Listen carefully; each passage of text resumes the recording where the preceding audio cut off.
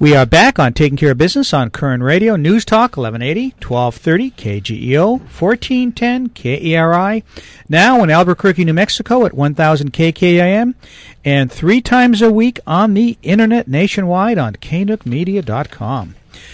Well, what do you think of Pedro? Well, I like Pedro, but I would certainly like to have Rudy come in and give Rudy the opportunity to give his spiel about why he should be reelected to the Assembly. Yeah, I'd like to have the two of them in and just have a serious talk about the issues. Have both of them. Yeah. So we'll talk. I've talked to Rudy actually, and he was for it. So we'll see. We'll see if we can get the two of them back on and talk about that 32nd Assembly District. But we have a gentleman on the phone that we've met a couple times, and who I really like. And he's dealing with the Assembly District out in Ventura County. Rob McCoy, who's running for the Assembly in Ventura County on the 44th Assembly District. Rob, welcome to Taking Care of Business. This is Clay and Marty Assembly Day. Assembly Day, yes. Rob, welcome to Taking Care of Business. You and Clay, Marty. Oh, for a second there, I thought we lost you. Nope, he's there. Okay. I'm here. Good. So where are we catching you? You in Ventura right now? I'm in Ventura County. I was speaking to a businessmen's association and just busy about campaigning. Now, what is your district incumbents? Well, it's the majority of Ventura County. It's 85% of Oxnard, all of Camarillo, Thousand Oaks, Westlake Village, and Moore Park. You know, it's funny because I used to live in Thousand Oaks, and I think I used to go to the church that you're now the pastor of. Calvary Chapel. Yep. Many moons ago. So you're a pastor. I'm a pastor. I've been a pastor here in this community for about 14 years. Well, as a pastor, how are you going to possibly fit into the Assembly in California? Well, a lot of people have that question, and I didn't step into this race because I desire a future in politics. I entered in because I'm a citizen who's tired of the situation of the state and watching a lot of my congregants move to Texas. And I think it was Tom McClintock who said, what can cause someone to leave the beauty of California for the deserts of Nevada and the expanse of Texas? And he said only one thing: bad government. And I can testify to that. How about taxes, extensive legislation, the inability to get anything done in a timely manner? Want me to go on? Sounds like you're running for office. Well, you know, it's funny in light of the fact that Burger King is buying Tim Horton, which is a Canadian company. It's the Canadian equivalent of Krispy Kreme. And, hey, I can't blame them. I mean, the tax rate is half in Canada than it is here, corporate tax rate. Exactly. California has the worst business climate for anyone who wants to have a business in the United States. It's just awful. Yeah, yet they want businesses to stick around for patriotic reasons, which is kind of silly in itself. Yep. Rob, you live in a district that's pretty heavy in agriculture, as is Kern County. What's your feeling on immigration? Well, you're right. Our county has a $2 billion agricultural industry. We need the labor, and folks that are in the agricultural community are conservative, but they also understand, too, that with labor costs, they have a struggle there. And, immigration's a federal issue. As a state assemblyman, I'll have very little impact in the ability to control the borders. The best thing we can do to improve immigration is to elect Jeff Gorell to the congressional seat. But I look at it and I think we're left with a mess. We represent 12% of the population of the United States, but we have 32% of the welfare recipients, and the immigration is a huge burden in that area for us as a state, and it's awful. Well, we have those, the babies, what do they call them, anchor babies, that are driving up our costs too. Yeah, that's a term that's being moved around, and yet a majority of the folks coming in really aren't children. We're looking at folks that are just coming in, and in California, you have a lot more rights as an immigrant than you do as a citizen, and a legal immigrant than you do as a citizen. There's no question that we do need the population, the Hispanic population, here to help us. But some of the rules and regulations that the legislature is passing is driving the cost to manage the farms out of control. As an example, the new water rules, the new rest rules. I don't know how these farmers are going to continue to stay in business, and then not having water to grow their crops is another issue. Well, we haven't had any infrastructure in our storage systems or our delivery systems since 1978, and this water bond that just went through it's not perfect, but it's a step in the right direction. And we need to start building infrastructure, storage facilities. We haven't done any of that. And since 1978, the population of California has doubled. So and every arid climate goes through a drought season, but when it's raining, we should be storing. And we're just not doing that. And this isn't a shock. It's something we should have been preparing for. But the only conversation we're having for infrastructure in our state is a bullet train that nobody wants. Exactly. Just think what the population would be if we had less taxes and easier business climate, and so many people wouldn't be moving out of California. Yeah, it could be the dream state again, and as California goes, so goes the nation. And I stepped into this race because I want to make a difference. Who brought you into the race, and why'd you come in? I know why you came in, but who brought you into the race? Well, I am so grateful, especially to your listeners in Kern County, because they have been instrumental in electing the finest assemblywoman the state has had in a number of years in Shannon Grove. I was a teaching pastor on a trip to Israel with Governor Rick Perry from Texas, and a number of folks came on that trip, and that's where I had the privilege to meet Shannon. And as she would hear me teach at each of the sites, I would tie it in with American history with each of the locations we were visiting. And she turned to me and she started asking me some political questions and found that I knew who my assembly person was, the supervisors, the city council.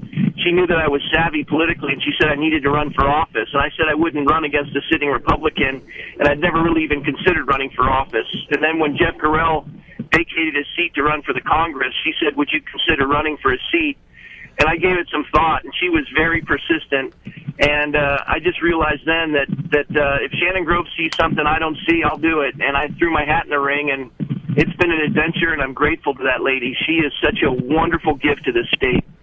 Yes, she is. We're having a conversation with Rob McCoy, the Republican candidate for the 44th Assembly District. Yeah. Rob, what are some of the things that you're going to bring to the Assembly if you're able to be elected?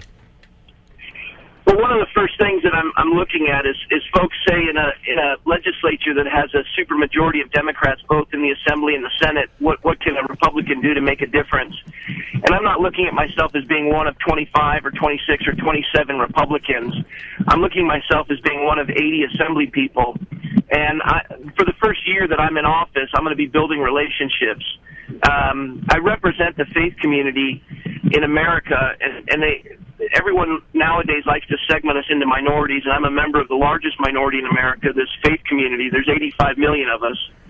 But the tragedy is only 25% of them vote.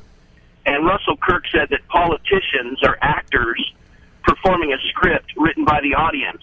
And because folks haven't been active in voting and walking precincts and making phone calls and contributing to campaigns, they haven't been writing the script. And it's not enough to be angry. I mean, the Edmund Burke said all that's necessary for tyranny to prosper is for good men and women to do nothing. It's not enough just to be angry and yell at the television set. You have to get engaged in the process. In a representative form of government, I'm trying to get folks to step in and be a part of it. And that's what I want to do. I want to change the electorate in California and move people to engage in a gift we've been given of a representative form of government. You know, Rob, let me ask you a question, and it's funny because considering where you're at in Ventura County, when I was in the process of moving from Ventura County up here to Kern County, I'd written a book called Downfall, Secularization of a Christian Nation, and I was speaking at a lot of churches in Kern County and in Ventura County. And, same message, about the role of the church really in our society should be to hold the state to moral accountability. And we don't do that. We've ceased doing that for the last 50, 60 years. How do we get the electorate, how do we get the Christian community to get back involved? Again, not to take over the system, but to be the light and the salt in the system. How do we get Christians to do that? Well, you talked about 50 years that we haven't engaged in the process, and that all occurred in 1954 with the Johnson Amendment. Prior to 1954, every pulpit in America had an election day sermon and endorsed candidates from the pulpit.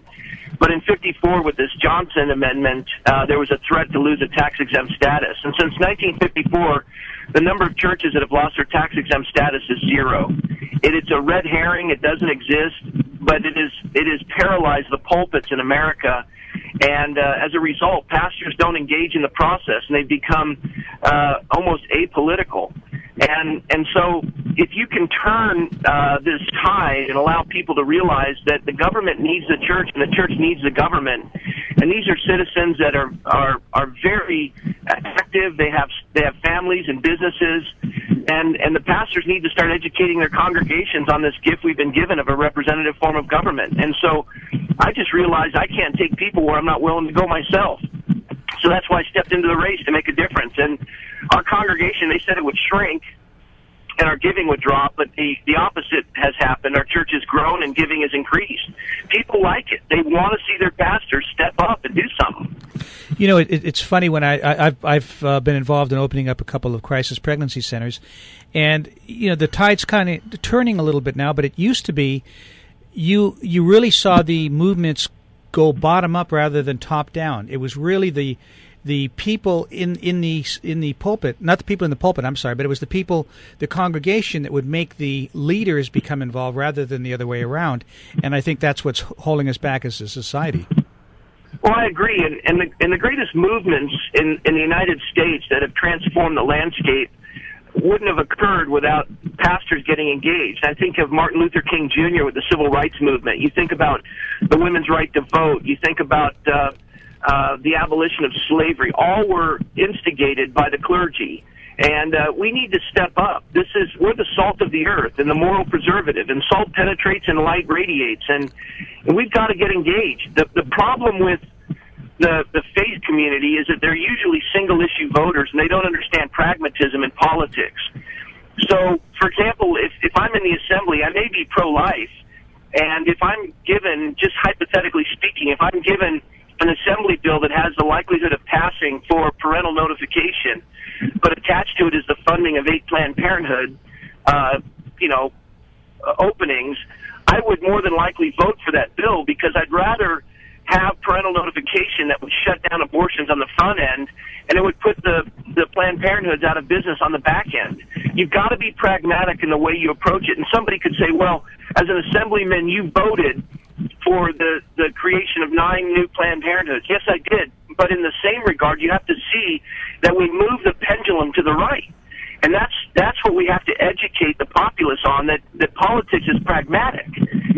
We can't be single-issue voters, or we'll be dismissed from the political world. Exactly. Let's pick up there when we come back in a moment.